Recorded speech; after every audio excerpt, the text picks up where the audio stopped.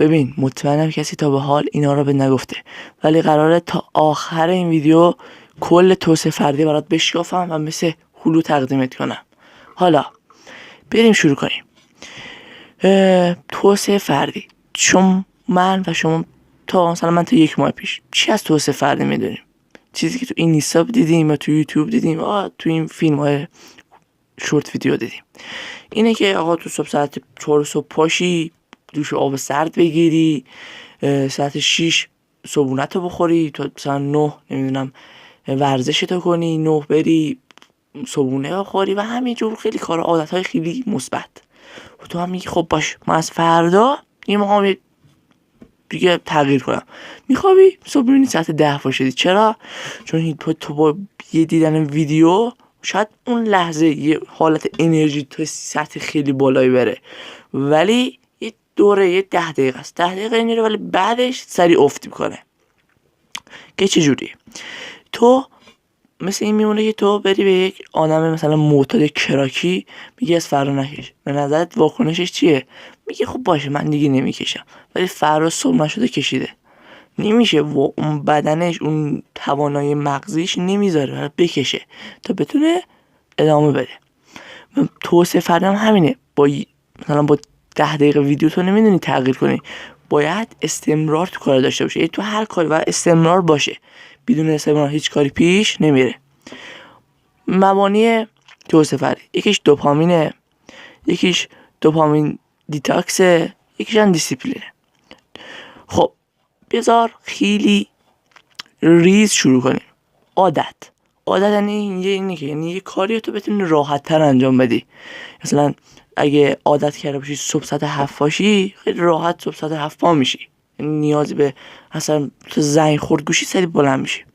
اما وقتی عادت نکرده باشی صبح ساعت 7 باشی، خیلی شاید مثلا 8 باشی، چون تو بیای بلند شی و اینا طول میکشه، تو عادت نکرده بدنت.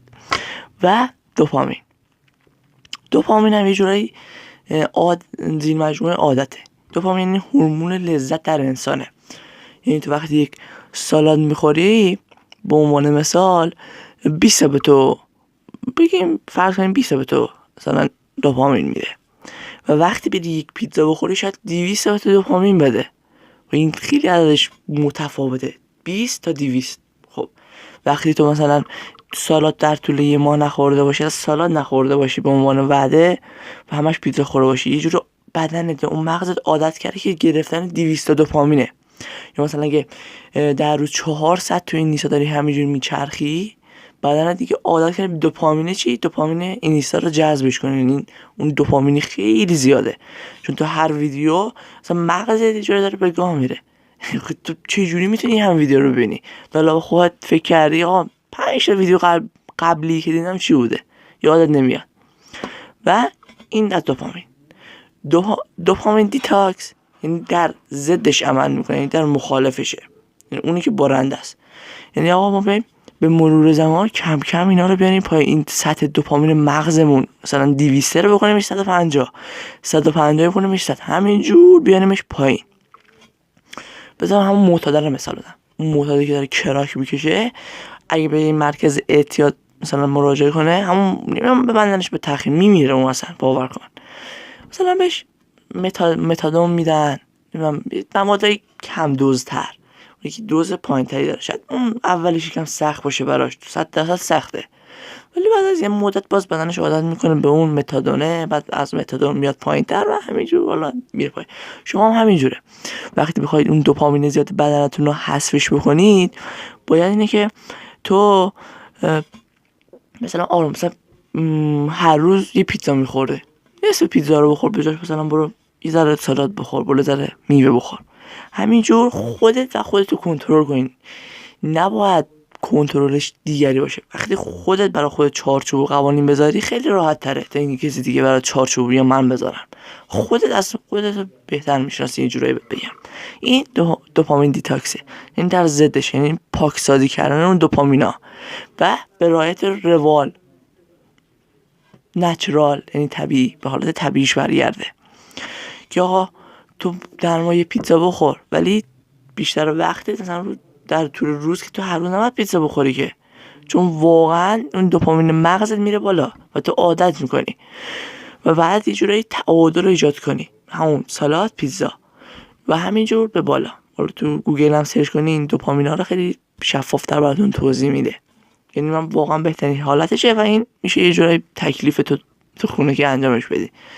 و دیسیپلین 2 حالته، یه عادت منفی یه عادت مثبت. مثلا تو عادت کردی که هر روز 4 ساعت تو این اینستا بچرخی، میشه یک دیسیپلین منفی، یک عادت منفی. ولی تو عادت کردی که هر روز 4 ساعت درس بخونی یا هر روز 4 ساعت یک فعالیت اقتصادی یا هر چیزی بکنی، این میشه یک دیسیپلین مثبت یا یک عادت مثبت. برای ایجاد یک عادت مثبت منفی یه پروسه‌ای باید طی بشه، یعنی زمانی طی بشه تا اون مغزت به اون کار عادت کنه.